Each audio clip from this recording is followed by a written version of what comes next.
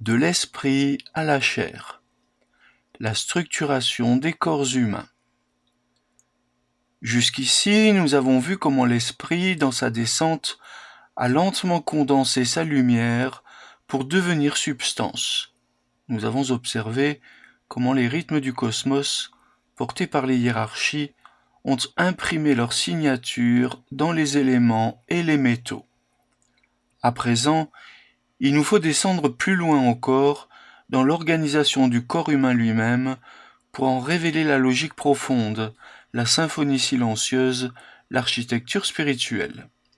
Car le corps humain n'est pas un simple assemblage d'organes, il est un temple, un sanctuaire animé par des forces invisibles et équilibré par une volonté centrale, la volonté du moi. Chaque système corporel n'est pas seulement fonctionnel, il exprime une réalité intérieure, une relation entre l'âme, l'esprit et le monde.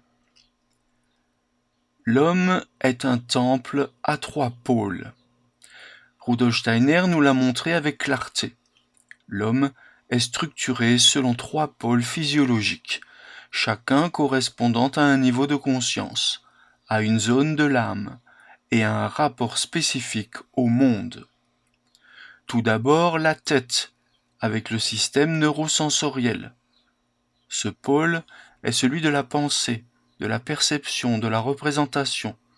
Il est centré dans le cerveau, les yeux, les organes des sens. Son mouvement est le plus lent, presque figé. Il tend vers l'immobilité car il reflète les formes les plus anciennes du monde spirituel. Il porte en lui la mémoire de la clairvoyance passée, celle des âges où l'homme voyait encore les réalités supérieures sans passer par le raisonnement. Ensuite, le pôle rythmique, dans le thorax, avec le cœur et la respiration. Ce pôle est le siège de l'âme sentante. Il respire, il bat, il oscille. Il relie le haut et le bas, la pensée et la volonté, la tête et les membres. Cœur, poumon, sang. Ici s'exprime l'équilibre. C'est le lieu d'individualisation du moi dans le rythme personnel, là où le je imprime sa mesure intérieure dans le flot du vivant. Enfin, le pôle métabolique, dans l'abdomen et les membres. Ici, l'homme agit, transforme, digère, se reproduit. Ce pôle est lié à la volonté inconsciente, aux forces profondes de transformation. Il est en lien direct avec l'avenir spirituel de l'homme, car c'est dans ces zones obscures que se prépare la lumière future. Ces 3 pôles ne sont pas indépendants. Ils forment une trinité corporelle, que seul le moi peut harmoniser. C'est en les équilibrant que l'homme devient un être entier, stable sans être figé, libre sans être désintégré. Le sang et les nerfs, les porteurs du moi et du corps astral. Si l'homme est une architecture, le sang et les nerfs en sont les 2 langages fondamentaux. Le sang est l'instrument du moi. Le sang est le fluide le plus vivant, le plus chaud, le plus réactif à la vie intérieure. C'est par lui que le moi agit dans le corps. Il accélère le rythme, réchauffe, guérit, renforce. Associé à Mars et au fer, il incarne la force, le courage, l'individualité. Il est le moteur intérieur de l'engagement personnel. Les nerfs, quant à eux, sont l'instrument du corps astral. Le système nerveux, au contraire, est plus figé, plus structuré, moins transformable. Il capte, transmet, ordonne les impressions. Mais il est aussi le relais des mouvements de l'âme. Peur, douleur, joie y laissent leurs traces. Hérité de l'ancienne lune, il appartient à un monde passé, plus mécanique que vivant. Le moi, pour évoluer sainement, doit apprendre à équilibrer ces 2 pôles. l'impulsivité astrale des nerfs et la chaleur consciente du sang. Cet équilibre est à la base même de la santé psychique. Le squelette, quant à lui, comme nous l'avons déjà vu, est la mémoire figée de l'évolution. Le squelette est la charpente la plus ancienne du corps. Froid, solide, presque minéral, il ne change pas facilement. Mais cette stabilité n'est pas inertie, elle est mémoire. Le squelette est une cristallisation de la volonté cosmique. Il ne peut être modelé par le moi, mais il agit dans son esprit. Il est la forme archétypique de l'homme, figée dans la pierre vivante du corps.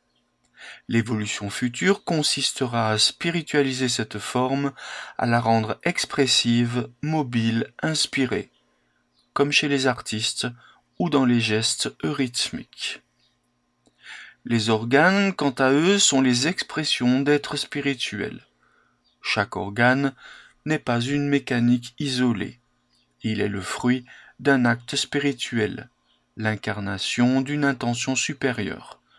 À travers lui s'expriment des forces hiérarchiques ou planétaires, qui donnent à chaque fonction une dimension cosmique.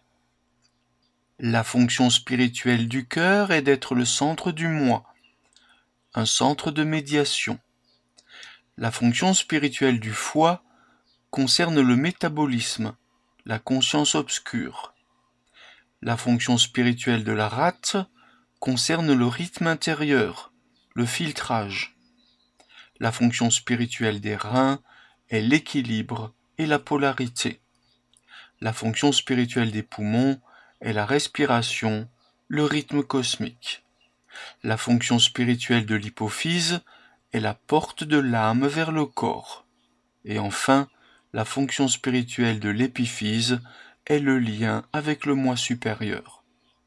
Bien entendu, ces organes sont en relation avec une sphère planétaire. Le cœur est en relation avec le soleil, c'est-à-dire avec l'or. Le foie est en relation avec Jupiter, l'étain, la rate avec Saturne, les reins avec le cuivre et donc Vénus, les poumons avec Mercure, l'hypophyse avec les forces lunaires et l'épiphyse avec les forces solaires. L'homme est donc un instrument vivant accordé sur la musique des sphères, et chaque organe résonne avec une tonalité cosmique, une voix du ciel. Tous ces organes sont construits par les forces formatrices invisibles, à savoir le corps éthérique et le corps astral. Si les organes sont visibles, leur formation est dirigée par des forces invisibles. Le corps éthérique agit comme un sculpteur intérieur. Il modèle les formes, dirige la croissance, orchestre la régénération. Le corps astral agit comme un metteur en scène.